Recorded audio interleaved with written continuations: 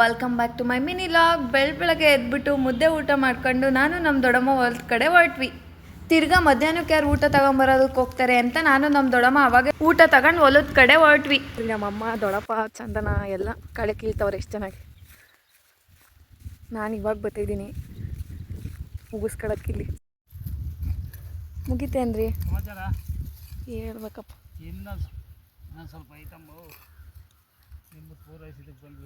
ದೊಡ್ಡಪ್ಪ ನೋಡಿದ್ರೆ ಎಷ್ಟು ನಿಧಾನ ಕೀಳ್ತೈತೆ.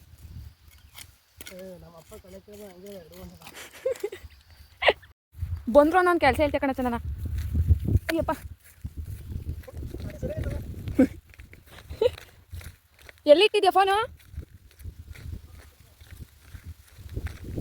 ಇನ್ನೆಲ್ಲೂ ಜಾಗ ಸಿಗ್ಲಿಲ್ಲ, ಹಂಗೆ ಮಾಡ್ತಾರೆ ಇಟ್ಟಿದ್ಯಾ ನೋಡ್ರಿ. ಪಾಪ ಎಷ್ಟು ಕಷ್ಟಪಡ್ತಾನೆ ನಮ್ಮಣ್ಣ, ಹೊಲ್ದಾಗೆಲ್ಲ ಕೆಲಸ ಮಾಡ್ತಾನೆ. ನಂಗೆ ಇಷ್ಟು ಜಾಸ್ತಿ ಆಯ್ತು. ಕೆಲಸ ಮಾಡಿಲ್ಲ ಏನು ಮಾಡಿಲ್ಲ, ಬಿಟ್ಟು ಊಟ ತಿನ್ನಕ್ಕೆ ಬಂದ್ಬಿಟ್ಟಿದ್ದೀನಿ.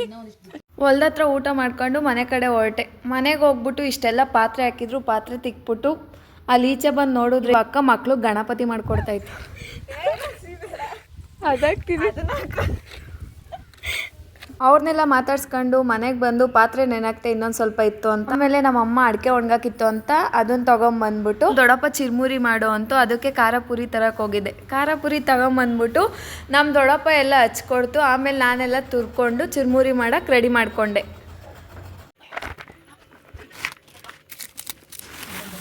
ಚಿರ್ಮುರಿ ಮಾಡಿದ್ದಾಯಿತು. ಆಮೇಲೆ ನಮ್ಮ ಅಣ್ಣಂಗೆ ತಿನ್ನಕ್ಕೆ ಕೊಟ್ಟಿದ್ದೀನಿ. ಹೆಂಗೈತೆ ಅಂತ ಹೇಳ್ತೇನೆ ಬನ್ನಿ. ಹೆಂಗೈತೆ ಚೆನ್ನಾಗ ಚಿರ್ಮುರಿ? ಸೂಪರ್ ಆಯ್ತಲ್ವಾ? ಹೆಂಗಾಯ್ತು ದೊಡ್ಡಪ್ಪ ಚಿರ್ಮುರಿ? ಚೆನ್ನಾಯ್ತಾ?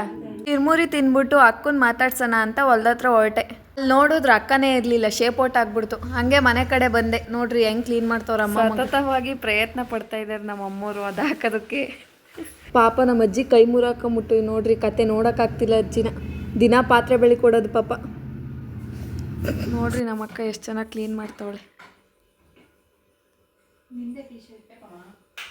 ದೇವ್ರು ನಿನ್ಗೆ ಒಳ್ಳೇದು ಮಾಡ್ತದ. ನಿನ್ ಜನ್ಮಕ್ಕೆ ಹೋಗೋ. ಇವತ್ತಿನ ಕತೆ ಇಲ್ಲಿಗೆ ಮುಗೀತು. ಈ ವಿಡಿಯೋ ಇಷ್ಟ ಆದಲ್ಲಿ ಲೈಕ್ ಮಾಡಿ, ಶೇರ್ ಮಾಡಿ, ಕಮೆಂಟ್ ಮಾಡಿ, ಹಾಗೆ ಸಬ್ಸ್ಕ್ರೈಬ್ ಮಾಡೋದು ಮಾತ್ರ ಮರಿಬೇಡಿ.